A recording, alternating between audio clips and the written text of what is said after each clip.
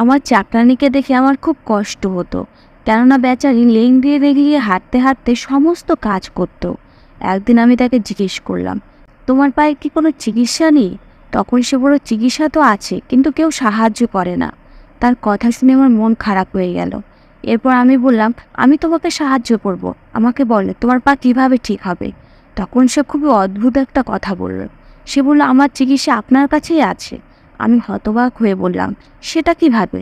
তখন সে বলতে লাগলো, আপনি আমাকে আপনার স্বামীর একটা পুরনো জামা দিতে পারেন? আমি অবাক হয়ে বললাম, আমার স্বামীর জামার সাথে তোমার পায়ের কি সম্পর্ক? আমি তোমাকে তোমার পায়ের কথা বলছি, আর তুমি জামার কথা বলছো? তখন সে বলতে লাগলো, আপনার স্বামীর পুরনো জামা আমি আমার পায়ে বাঁধলে আমি পুরোপুরি ঠিক হয়ে যাব। তার এই কথার পিছনে আমি কোনো কারণ খুঁজে পাচ্ছিলাম না। তাই আমি বললাম, এভাবে কিছুই হবে না। আমার স্বামীর জামা পায়ে বেঁধে তুমি কিভাবে ঠিক হতে পারো? সে বলল, আপনি আমাকে আপনার স্বামীর জামা তো দিয়ে দেখুন কি হয়।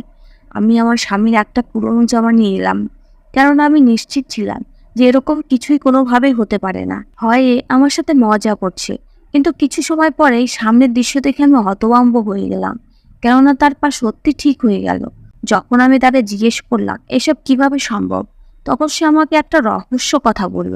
সে বলল, আপনার স্বামী তো আসলে এক, আমার নাম বাসনা, আমি খুব সুন্দরী, কিন্তু আমার মা বলতো যে আমাকে ভগবান শুধু সৌন্দর্য দিয়েছে, বুদ্ধি নামমাত্র দেয়নি। আমার মা চাইতো আমি যেন কিছুটা চালাক চতুর হই, কেননা এখনকার সময় খুব খারাপ। আমি কলেজে পড়তাম, সেখানে একটা ছেলে আমাকে নিজের কথায় পটিয়ে নেয়, আর এতটা পটিয়ে নেয় যে আমি ওর জন্য সবকিছু করতে রেডি হয়ে গেছিলাম। কিন্তু ঠিক সেই সময় আমার মা এই কথাটা জানতে পেরে যান। এরপর আমার মা আমাকে বললেন, তুই নিজের বোকামির কারণে আমাদের সবার মুখে কালি লাগিয়ে ছাড়বি। তোকে আমি কত ভাবে বুঝিয়েছি যে সবার উপরে ভরসা করবি না, কিন্তু আমার ওর উপরে পুরো ভরসা ছিল। একদিন ও আমাকে বলল, তোমাকে আমার মায়ের সাথে দেখা করাতে চাই। এরপরে ও আমাকে কলেজে ছুটির পরে নিজের সাথে নিয়ে গেল। কিন্তু ও আমাকে নিজের মায়ের সাথে দেখা করানোর পরিবর্তে নিজেদের একটা ফ্ল্যাটে নিয়ে গেল। সেখানে আমাকে কেন নিয়ে গেছিল আর ওর উদ্দেশ্য কী ছিল, এটা তো আপনারা সবাই বুঝতে পেরেছেন। ওর মা কিভাবে যেন এই জিনিসটা জানতে পেরে সেখানে চলে আসে। এরপরে সে নিজের ছেলেকে 2 থাপ্পড় লাগালো, আর আমাকে উল্টোপাল্টা কথা শুনে আমাকে বাড়িতে ছেড়ে দিয়ে যায়। আমার মা ওর মায়ের কাছ থেকে যখন এইসব জানতে পারলো, তখন তিনি খুব হতবাক হয়ে যান, আর আমাকে বলল, তুই পাগল না তো? এভাবে যে কারো উপরে কিভাবে ভরসা করতে পারিস? আমরা দুজনে একে অপরকে পছন্দ করতাম, যদিও আমার হৃদয় ওর জন্য ততটা কষ্ট অনুভব হচ্ছিল না। ব্যাস, ও যখন আমার খুব বেশি প্রশংসা করত, তখন আমার খুব ভালো লাগতো। আমাদের অবস্থা ভালোও ছিল, আর আমি ওকে অনেক গিফটও দিয়েছিলাম। আমার মা আমাকে বোঝালো যে ও শুধু তোর ফায়দা উঠাচ্ছিল, আর আজকে যদি তোর সবচেয়ে বেশি ফায়দা উঠিয়ে নিত, তাহলে তোর কাছে আর কি বাকি থাকতো? ভগবানকে ধন্যবাদ দে যে তুই ওর হাত থেকে বেঁচে গেছিস, না হলে কি থেকে কি হয়ে যেত। আমার মা আমাকে অনেক কথা শুনিয়েছিল। আমি সেদিন প্রতিজ্ঞা করেছিলাম যে আমি কোনো ছেলের সাথে বন্ধুত্ব করব না, কেননা আমার মা আমাকে বুঝিয়েছিল যে পুরুষদের শুধু একটা জিনিসেরই চাহিদা থাকে।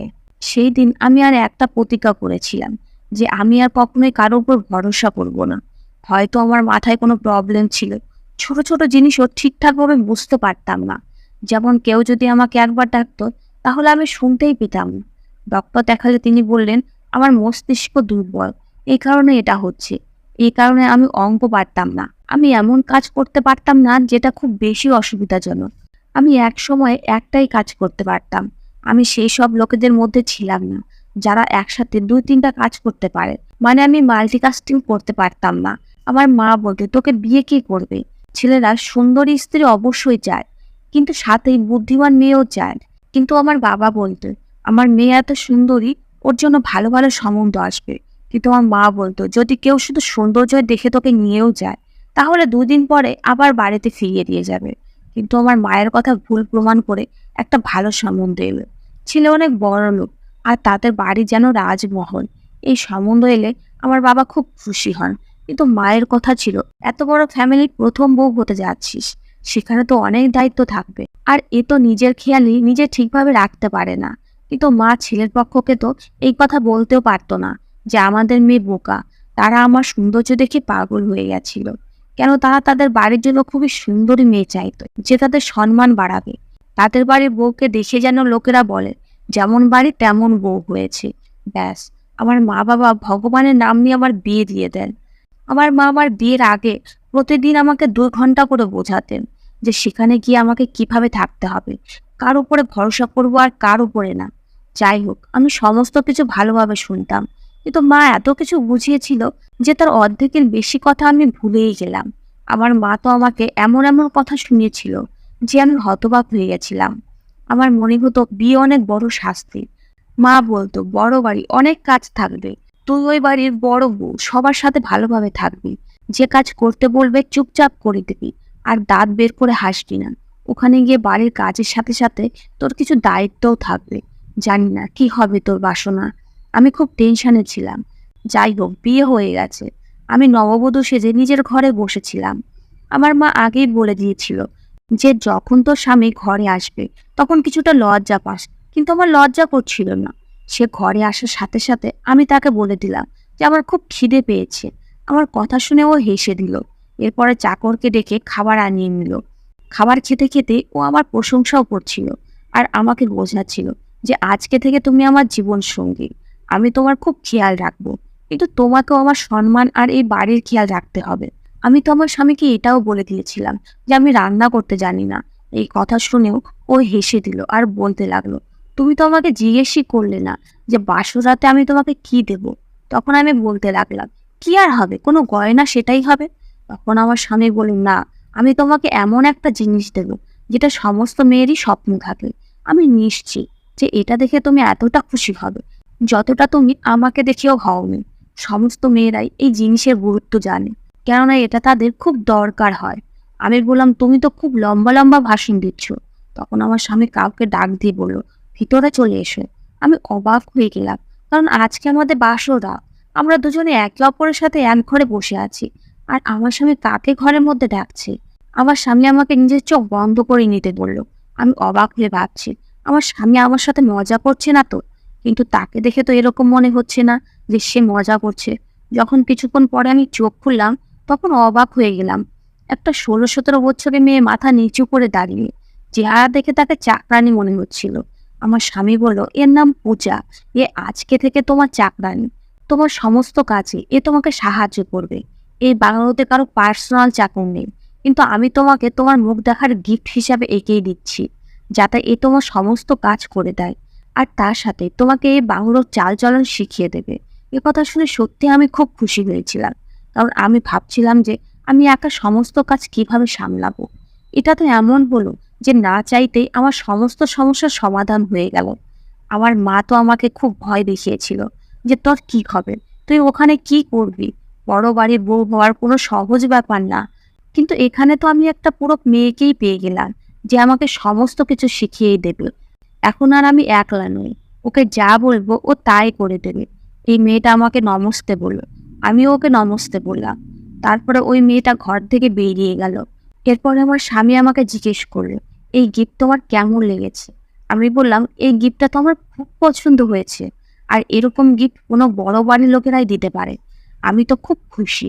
আমার স্বামী বলল, তুমি রাজ রায়ের স্ত্রী, কোনো সহজ কথা না। তুমি এখন রেডি থেকো, এরকম গিফট পেতেই থাকবে। শুধু তুমি আমাদের সাথে ভালোভাবে থেকো। আমি তোমাকে এতটা খুশি রাখবো যে তুমি হতভম্ব হয়ে থেকে যাবে। আর সত্যি, ও এরকম করতেও পারে। কিন্তু সকালে যখন ওই মেয়েটাকে কাজ করতে দেখলাম, তখন আমি হতবাক হয়ে গেলাম, কেননা ওই ব্যাটারি ল্যাংড়া ছিল। ওর কাজ করতে খুব অসুবিধা হচ্ছিল, কিন্তু তবুও ও কাজ করছিল। ওর পায়ে হয়তো কোনো ক্ষত ছিল। আমি ওর কাছে এসে ওকে জিজ্ঞেস করলাম যে তোমার পায়ে কি হয়েছে? তখন ও বলতে লাগলো, আমার পা ছোটবেলা থেকেই এরকম। আমি বললাম, তুমি এসব কাজ কেন করো? তোমার বাড়িতে কি আর কেউ নেই? তখনও বলতে লাগলো, মালকিন, আমাকে বাধ্য হয়ে এই কাজ করতে হয়। আমি বললাম, আমি আজকেই আমার স্বামীর সাথে কথা বলছি। যদি তোমার টাকার খুব প্রয়োজন থাকে তাহলে আমরা তোমাকে দিয়ে দেব, কিন্তু এই সমস্ত কাজ তোমার দ্বারা হবে না। যদি আমার স্বামী একজন কাজের লোকের ব্যবস্থা করতে পারে, তাহলে সে অন্য কাজের লোকেরও ব্যবস্থা করতে পারবে। যখন আমি এই কথাটা বললাম, তখন আমার পায়ের কাছে বসে পড়লো। আমি ওর কাণ্ড দেখে অবাক হয়ে গেলাম আর তাড়াতাড়ি করে পিছনে সরে গেলাম। আমি বড় সাহেবকে বলিনি যে আমার একটা পা অকেজো। আমি তাকে একদমই বুঝতেই দেইনি যে আমার পায়ে কোনো অসুবিধা আছে, কারণ তিনি যদি এইসব জানতে পারেন তাহলে আমাকে কখনোই কাজে রাখতেন না। কিন্তু আমার এই কাজটা খুব প্রয়োজন। প্লিজ আপনি তাকে এই কথাটা বলবেন না। এটা আমার উপরে আপনার খুব বড় দয়া হবে। আমার বাড়ির লোক, আমার সন্তানেরা আপনার জন্য প্রার্থনা করবে। মেয়েটার সমস্যার কথা শুনে আমি বললাম, আচ্ছা ঠিক আছে। এরপরে আবার আমি জিজ্ঞেস করলাম, তোমার বাচ্চাও আছে? তখনও বলতে লাগলো, হ্যাঁ, যখন আমার 14 বছর বয়স ছিল তখন আমার বিয়ে দিয়ে দেওয়া হয়। আর 1 বছরে একটা ছেলে আছে, যে আমার শাশুড়ির কাছে থাকে। আমার স্বামী কোনো ইনকাম করে না, নিজের ছোট বাচ্চাকে শাশুড়ির কাছে রেখে আসতে হয়। আমার স্বামী আমাকে দেখে না, তার উপরে আমাকে কথা শোনাতে থাকে। আমি খুব সমস্যার মধ্যে আছি মালকিন। যদি আপনারা আমাকে এই কাজ না দিতেন তাহলে আমার সংসার চলতো না। আমি নিজে ইনকাম করে খেতে চাই। আর যদি আমার স্বামী দেখে আমি কোনো কাজ করছি না, তাহলে সে আমাকে অন্য কোথাও লেবার খাটাতে পাঠিয়ে দেবে। তার থেকে এটাই ভালো যে আমি এই বাড়িতে আপনার কাজ করি। আমি আপনার সমস্ত কাজ করে দেব, আপনার কোনো অসুবিধা হতে দেব না। সমস্ত কাজ আপনি সময় মতোই পাবেন। আমি তাকে বললাম, ঠিক আছে, তুমি চিন্তা করো না, আমি এই সমস্ত কথা কাউকেই বলবো না। এই কারণে আমি নিজের স্বামীর এই কারণে আমি নিজের স্বামীকে এই ব্যাপারে বলিনি। না হলে আমি আমার স্বামীকে অবশ্যই বলতাম। একটা পঙ্গু মেয়েকে দিয়ে কাজ করান একটা খুব খারাপ ব্যাপার। আমি বাড়ির যে সাইডে থাকতাম সেখানে খুব বেশি কাজ থাকতো। আর ও যখন কাজ করতো তখন ওকে দেখে আমার খুব দুঃখ লাগতো। কেননা কাউকে লেং দিয়ে চলতে দেখলে এমনিতেই মানুষের খারাপ লাগে। আর আমার চাকরানি তো এতটা অদ্ভুতভাবে হাঁটতো যে তাকে দেখে মনে হতো আমি ওর উপরে অত্যাচার করছি। ভাবলাম যে ওর চিকিৎসা করিয়ে দিই। এত টাকা তো আমাদের ছিল যে ওর চিকিৎসা করিয়ে দিতে পারতাম। যদি ও ঠিক হয়ে যেত তাহলে ও আমাদেরকে আশীর্বাদ দিত। একদিন ও যখন কাজ করছিল তখন আমি সেখানেই বসেছিলাম। ওকে জিজ্ঞেস করলাম, তোমার পায়ের কোনো চিকিৎসা করাও, ভালো ভালো ডক্টরকে দেখাও, যত খরচ হবে আমি তোমাকে দেব। আমার কথা শুনে আমার চাকরানি বলল, চিকিৎসা তো 2 মিনিটে হতে পারে। আমি ওর কথা শুনে হতবাক হয়ে বললাম যে যদি 2 মিনিটে চিকিৎসা হতে পারে তাহলে তুমি করছো না কেন? তখন সে বলল, এই চিকিৎসা তো আপনার কাছেই আছে। আমি বললাম, তুমি কি ইয়ার্কি করার মুডে আছো? এটা কি ধরনের কথা বলছো? যদি আমার কাছে চিকিৎসা থাকে তাহলে আমাকে বলো। তখন ও আমাকে এমন একটা কথা শোনালো যে আমি হতভম্ব হয়ে গেলাম। ও আমাকে বলল আমার স্বামীর একটা ব্যবহার করা জামা ওকে দিতে। ও আরো বলল, যদি আমি সেই জামা নিজের পায়ে বাঁধি তাহলে সাথে সাথে আমার পা ঠিক হয়ে যাবে। আমি বললাম, তুমি কি বাচ্চাদের মতো কথা বলছো? এটা কিভাবে হতে পারে? তখন ও বলল, আপনার যে শ্বশুর ছিলেন তিনি আমাদের এই গ্রামে পুরনো মন্দিরের পূজারী ছিলেন। আর তার বাবা একই রকম ভাবে মন্দিরের পূজারী ছিলেন। তাই তাদের আশীর্বাদে আপনার স্বামীর মধ্যে কিছুটা গুণ এসে গেছে। এই কথাটা একদম সত্যি। যদি আপনার বিশ্বাস না হয় তাহলে আপনি আমাকে এক্ষুনি একটা জামা এনে দিন আর নিজের চোখে দেখুন। এখন আমি ওর সাথে কি তর্ক করতাম। আমি ঘরের মধ্যে গিয়ে নিজের স্বামীর ব্যবহার করে একটা জামা নিয়ে এলাম। আমি বললাম, এই নাও, দেখাও আমাকে। আর যদি কিছু না হয় তাহলে আমি ভাববো তুমি আমার সময় নষ্ট করেছো আর আমাকে বোকা বানিয়েছো। এমনিতেও সারা জীবন লোকে আমাকে বোকাই ভেবেছে। এখন যদি আমার চাকরানিও আমার সাথে এইরকম মজা করে তাহলে তো আমার রাগ হবেই। কিন্তু আমি ওর সামনে এটা বলতে পারলাম না। আমার কথা শুনে ও বলল, আরে ছি ছি, আমি এরকম কেন করব? মালকিন, আমি একজন সাধারণ লোক, আমি কিভাবে আপনাকে বোকা বানাতে পারি? আপনি এখনই দেখতে পাবেন। বলেই সে আমার স্বামীর জামাকে একটা পট্টির মতো করে নিজের খারাপ পায়ের উপর বেঁধে নিলেন। এরপরে যখন ও উঠে দাঁড়ালো তখন ওকে দেখে আমার পায়ের নিচ থেকে মাটি বেরিয়ে গেল। কেন ও একদম সোজা দাঁড়িয়েছিল। আমি ওকে বললাম, তুমি আগেও সোজা হয়ে দাঁড়াতে, এখন আমাকে একটু হেঁটে দেখাও। কিন্তু যখন ও আমাকে হেঁটে দেখালো তখন আমি হতভম্ব হয়ে গেলাম। ও তো একেবারে সাধারণ মানুষের মতো হাঁটছিল আর আনন্দে কান্নাও করছিল। আমি ওকে আবার বললাম, যদি এতটুকু ব্যাপার ছিল তাহলে তুমি আমাকে আগে বলোনি কেন? যদি তুমি আমাকে আগে বলতে তাহলে তোমাকে এত অসুবিধা নিয়ে হাঁটতে হতো না। ও বলল, মালকিন, আমি কি জানতাম? আমি তো ভেবেছিলাম যে আপনি রেগে যাবেন। নিজের স্বামীর কোনো জিনিস কেউই আজকাল এভাবে দিতে চায় না, কেউ কারো উপরে ভরসাই করে না। আমি বললাম, পাগল, যদি একটা জামা দিয়ে তোমার পা ঠিক হয়ে যায় তাহলে আমার কি অসুবিধা হতে পারে? আমি এখন মনে মনে খুব খুশি ছিলাম যে আমি ওকে সাহায্য করতে পেরেছি। কেননা ও খুব ভালো আর আমার খুব খেয়ালও রাখতো। আমি যে কাজই বলতাম তাড়াতাড়ি করে দিত। আমার পা টেকে দিত, ঘর পরিষ্কার করত, আমার জন্য খাবার বানিয়ে দিত। আর আমাকে সবার ব্যাপারে সমস্ত কিছু বলতো যে আমাকে তাদের সামনে কিভাবে চলতে হবে।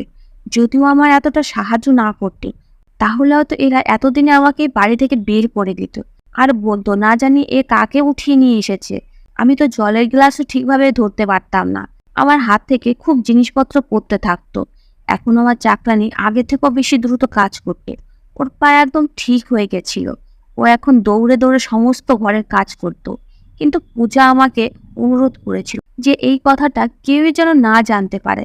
এই কারণে আমি নিজের স্বামীকে কখনো বলিনি। হ্যাঁ, আমি এটা বলেছি যে আমি আজকে একটা খুব ভালো কাজ করেছি, এই কারণে আমি খুব খুশি। আমার স্বামী আমার কথা শুনে হেসে উত্তর দিল যে খুব ভালো কথা। এখন পূজা প্রতিদিন সে জামাটা নিজের পায়ে বাঁধত, আর আমার অনুমতি নিয়ে সে জামাটা নিজের সাথে নিয়ে গেল। আমি এই জিনিসটা নিয়ে আপত্তি করলাম না, কেননা যদিও এটাতে ঠিক হয়ে যায় তাহলে এই জিনিসটা ওর কাছে থাকা উচিত। একদিন না জানি কেন হঠাৎ রাতের বেলা আমার পায়ে ব্যথা করতে শুরু করলো। যদিও না তো কোনো ব্যথা লেগেছিল আর না তো কোথাও পড়ে গেছিলাম, ব্যথা খুব বেশি হচ্ছিল। আমার স্বামীও বাড়িতে ছিল না, সে কাজের জন্য শহরের বাইরে গিয়েছিল। আমার কাছে কোনো ব্যথার ওষুধও ছিল না। ব্যথা খুব কষ্ট হচ্ছিল। তখনই আমার মাথায় এলো যে আমার এত টেনশন করা দরকার কি? যদি আমার স্বামীর জামা বাড়ির কাজের মেয়ের পা ঠিক করতে পারে, তাহলে সেটা কি আমার পায়ের ব্যথা ঠিক করতে পারবে না? আমি কেন এত টেনশন করছি? আমি তাড়াতাড়ি করে আলনার দিকে গেলাম, আর সেখান থেকে আমার স্বামীর একটা পুরনো জামা উঠিয়ে নিলাম আর পূজার মতো পট্টির মতো করে নিজের পায়ের উপর বেঁধে নিলাম। কিন্তু 2 মিনিট পরেও এমন হলো, আমার মনে হচ্ছে আমার পায়ের নিচ থেকে মাটি বেরিয়ে গেল। আমি হতবাক হয়ে থেকে গেলাম। আমার মাথায় একসাথে অনেকগুলো প্রশ্ন আসতে লাগলো, কেননা সেই জামায় পূজার মতো আমার পায়ের ব্যথা একদমই ঠিক হয়নি। এটা কি ওই জামাটা জানতো যে তাকে পূজার পায়ের ব্যথায় ঠিক করতে হবে, আমার না? এর মানে হলো আমাকে মিথ্যা বলা হয়েছে। কিন্তু এসব করেই বা ও কি পেয়েছে? আর ও যে ল্যাংড়া সেজে থাকতো, তাতে ওর এমন কি লাভ হয়েছিল? ল্যাংড়া হওয়ার জন্য তো আমরা ওকে বেশি বেতন দিচ্ছিলাম না। আর ও আমার স্বামীর পুরনো জামা নিয়ে কি করবে? আমার স্বামীর জামায় কি এমন ছিল? আমি তো কিছুই বুঝতে পারছিলাম না। আমি ভাবতে লাগলাম যে পূজার মাথা খারাপ হয়ে যায়নি তো? বেচারি কম বয়সে বিয়ে হয়ে গেছে, বাচ্চাও হয়ে গেছে, শ্বশুরবাড়ির লোক অনেক জ্বালাতন করতে থাকে। মনে হয় এই সমস্ত কারণে ওর মাথা খারাপ হয়ে গেছে। পূজা 2 দিন থেকে কাজে আসছিল না। আমার স্বামী ফিরে এলে কথায় কথায় আমি তাকে বললাম পূজাকে চাকরি থেকে বের করে দিতে, কেননা আমার মনে হচ্ছে যে ও আমাকে বোকা বানাচ্ছে। আমি ওর সামনে একদম বোকা প্রমাণ হয়ে গেছি। ও নিশ্চয়ই ভাবছে যে এত বড় বাড়ির মালকিনকে বোকা বানানো এত সহজ, তার মাথায় এতটুকু বুদ্ধিও নেই। আমি আমার স্বামীকে বললাম যে ওকে চাকরি থেকে বের করে দাও। তখন আমার স্বামী অবাক হয়ে জিজ্ঞেস করলো, কেন, কি হয়েছে? ও কি কোনো ভুল করে ফেলেছে? ও কি কাজ ঠিকঠাকভাবে করছে না? তখন আমি আমার স্বামীকে বললাম যে সেটা না, বেচারি ল্যাংড়া, ওকে দিয়ে কাজ করানো ওর উপরে অত্যাচার করার সমান। আমার ভালো লাগে না। আমি চেয়ারের উপর বসে থাকি আর ওই বেচারি বাধ্য হয়ে নিজের ল্যাংড়া পা নিয়ে কাজ করতে থাকে। আমার স্বামী হতবাক হয়ে আমার দিকে তাকালো আর বললো, তুমি কার কথা বলছো? কে এতটা বাধ্য? আমি বললাম, কেন, পূজা, ওর পায়ে চোট আছে। তখন আমার স্বামী বলতে লাগলো, ওর কোনো পায়েই কিছু নেই। তোমাকে কে বলেছে এটা? আমি বললাম, ও তোমাকে মিথ্যা বলেছে যে ওর সামান্য একটু অসুবিধা আছে, কিন্তু আসলে ওর পুরো পাই খারাপ হয়ে আছে। আমার স্বামী বলল, ও আমাকে কিছুই বলেনি। ও একদম ঠিকঠাকভাবেই চলাফেরা করে, একদমই সেরকম যেরকম তুমি চলাফেরা করো, আমি চলাফেরা করি। ওর পায়ে কোনো প্রবলেম নেই। এরপরে আমার স্বামী যখন আমাকে কিছু একটা চিন্তা ভাবনা করতে দেখলো, তখন জিজ্ঞেস করলো, তোমাকে কে বলেছে যে ও ল্যাংড়া? আমাকে পুরো কথাটা বলো। আমি আমার স্বামীকে সমস্ত কথা বলে দিলাম। তখন আমার স্বামী নিজের মাথায় হাত দিয়ে বসে পড়ল। আমার স্বামী বলতে লাগলো, আমাদের বংশের কেউই এরকম ছিল না। আমার স্বামী বলল, আমাদের বংশের কেউই পূজারী ছিল না, আমরা বৈশ্য, আর পূজারী হতে গেলে ব্রাহ্মণ হতে হয়। তুমি এই সাধারণ কথাটুকু জানো না? ও তোমাকে বোকা বানিয়েছে। পূজা জামা নিয়ে কেন গিয়েছে? ও ওই জামা দিয়ে কি করবে? ও কি আমার স্বামীর উপরে কোনো জাদুটোনা করবে? কেননা জাদুটোনা করার জন্য ব্যবহার করা জিনিসই দরকার হয়। কিন্তু ও কেন এরকম করবে? মনে হয় এদের কোনো শত্রু আছে, তাই হয়তো ও জামা নিয়ে গিয়েছে। আমার মাথায় এখনো আসছিল না যে একজন বড় লোকের জামার সাথে কি কি হতে পারে। কিছু সময় পরে গ্রামের মধ্যে এই কথাটা প্রচার হয়ে গেছিল যে কোনো গরিব মেয়ের সাথে কেউ একজন খুব খারাপ কাজ করে দিয়েছে। তার প্রমাণ হিসেবে সেখানে আমার স্বামী রাজের জামা পাওয়া গেছে। সমস্ত গ্রামে এই কথাটা আগুনের মতো ছড়িয়ে পড়ল। আর সেই মেয়েটাও কান্না করে করে স্বীকারোক্তি দিচ্ছিল যে আমার সাথে রাজ রায় এসব করেছে, যদিও এরকম কিছুই ছিল না। এর মানে হলো পূজা সেই জামাটা সেখানে রেখে দিয়েছে। আমি আমার স্বামীকে বললাম যে এই পূজা কে? তুমি একে কোথা থেকে এনেছিলে? এ তোমার সাথে এরকম করছে কেন? আমার স্বামী খোঁজখবর লাগিয়ে জানতে পারলো যে আসলে এ আমার স্বামীর সৎ মায়ের মেয়ে। ওর মা আগে আমার স্বামীর সৎ মা ছিল, আমার শাশুড়ি এর মায়ের উপরে এরকম অভিযোগ লাগিয়ে এই বাড়ি থেকে বের করে দিয়েছিল, কেননা সে সতীনের সাথে সংসার করতে চাইতো না। আর সে তার বদলা নেওয়ার জন্য তার মেয়েকে আমাদের বাড়িতে পাঠিয়ে দেয়। আর আজকে একই রকম অভিযোগ আমার স্বামীর উপরে লাগিয়ে দিয়েছে। অনেক বড় খেলা হয়েছিল, আর এই সমস্ত কিছু আমার কারণেই হয়েছিল। আমার স্বামী আমাকে অনেক কথা শোনালো। সে বলল, তোমার মতো গাছ বলদ মেয়ে আমি জীবনেও দেখিনি। তুমি এর উপরে ভরসা করে একে আমার ব্যবহার করার জিনিস দিয়ে দিয়েছো। পাগল নাকি তুমি? আজকালকার সময় এত খারাপ হয়ে গেছে যে কেউই কাউকে এরকম জিনিস দেয় না। আর দেখো, ও একটা জামার সাথে কত বড় তামাশা খাড়া করে দিয়েছে, আর তোমার স্বামীর উপরে মিথ্যা অভিযোগ লাগিয়ে দিয়েছে। যদি এই অভিযোগটা মিথ্যাও প্রমাণিত হয়, তবুও আমার কতটা বদনাম হলো। এখন এখানে বিচার সভা বসানো হবে, আর সেখানে আমাকে সেই সব কিছু মিথ্যা প্রমাণ করতে হবে। যখন এই সমস্ত কথা উঠবে, তখন সবাই তোমাকে কতটা বোকা কথা ভাববে। সবাই এই কথাটাই বলবে যে কোনো মেয়ে এতটা বলদ হতে পারে না। এটা আমার শাশুড়িও জেনে গেছিল যে এই সব কিছু আমার কারণে হয়েছে। আমার শাশুড়িও আমাকে অনেক কটু কথা শোনালো, আর বলল যে তুই এই কি ধরনের গাধা মেয়েকে নিয়ে এসেছিস। আমার বাবা মাও এই কথাটা জানতে পেরেছিল। আমার খুব বেশি অসম্মান হয়েছিল। আমি অবাক ছিলাম যে পূজা আমাকে এত বড় ধোঁকা কিভাবে দিল। আমি ওকে নিজের বন্ধু ভেবেছিলাম। ওর সাথে কথা বলে ও দুঃখ দেখে কষ্ট অনুভব করতাম, আর ও আমার সাথে এটা কি করে দিয়েছে। গ্রামে বিচার সভা বসানো হলো, আমাকেও সেখানে যেতে হলো।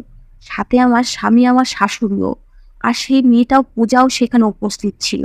আমার শাশুড়ি ওর মাকে দেখে বুঝতে পেরে যায় যে এটা তাদেরই কীর্তিকলাপ। সে নিজের দুর্নাম আর রাগের বদলা এত বছর পরে নিয়েছে। পূজা কুমারী মেয়ে, ওর কোনো বিয়ে হয়নি। ও আমাকে মিথ্যা বলেছিল, যদিও ও সেখানেই বসেছিল, কিন্তু আমার দিকে তাকাচ্ছিল না। আমার চোখে দুঃখ ছিল, কিন্তু ওর চোখে কোনো অনুশোচনা ছিল না। ও মাথা উঁচু করে বুক ফুলিয়ে দাঁড়িয়েছিল, যেন ও যা করেছে ভালোই করেছে। একদিক থেকে দেখলে ও নিজের মায়ের বদলা নিয়েছে। আমার শাশুড়িও অনেক আগে এই কাজটা খারাপ করেছিল, আর আজকে তারই ফল সে পাচ্ছে। আমার স্বামীর সাথে সত্যি খুব খারাপ হয়েছিল, কিন্তু মিথ্যা বেশিক্ষণ স্থায়ী হয় না, সত্যেরই জয় হয়। এই ব্যাপারটা প্রমাণ করতে আমার স্বামীর বেশি সময় লাগেনি। যেদিনের ঘটনা বলা হচ্ছে, সেদিন তো আমার স্বামী অন্য শহরে ছিল, এখানে সে ছিলই না। কিন্তু যা হয়েছে খুবই খারাপ হয়েছে, আর আমাকেও অনেক কথা শোনানো হয়েছিল। পূজা আর ওর মাকে গ্রাম থেকে বের করে দেওয়া হয়েছিল, কেননা তারা একটা ভালো মানুষের উপরে মিথ্যা অভিযোগ লাগিয়ে বদনাম করতে চেয়েছিল, যদিও আগে তাদের সাথেও খারাপ হয়েছিল। এর পরে আর পূজা আমার চোখে কখনো পড়েনি। কিন্তু আমার সাথে একটা খারাপ জিনিস এটা হয়েছিল যে ওই ঘটনার পরে আমার স্বামী আর কখনো আমাকে চাকরানি রাখতে দেয়নি। তাই এখন আমাকে নিজের সমস্ত কাজ নিজেই করতে হয়। আমি আমার স্বামীকে অনেকবার বলেছি যে আমি আর এরকম কিছুই করব না, আমার উপরে একটু ভরসা করো। কিন্তু ও এখন আমার উপরে একটু ভরসা করে না, আর করা উচিতও না। কেননা যে কাণ্ড আমার কারণেই হয়েছিল সেটা ক্ষমার যোগ্য ছিল না। আমাকে এখনো লোকজন বোকা বলতে থাকে, কিন্তু আমি বুঝতে পারি না যে আমি আমার নিজের এই বদনাম কিভাবে বদলাবো। যাই হোক, এখন আমি নিজের কাজ নিয়ে ব্যস্ত থাকতে শুরু করেছি, আর প্রতিজ্ঞা করেছি যে এরপরে আমি কখনোই কারোর উপরে ভরসা করব না। কিছুদিন পরে আমি প্রেগনেন্ট হয়ে যাই। ভগবান আমাকে একসাথে দুটো ছেলে দিয়েছে, এতে আমার সম্মান আবার ফিরে এসেছে।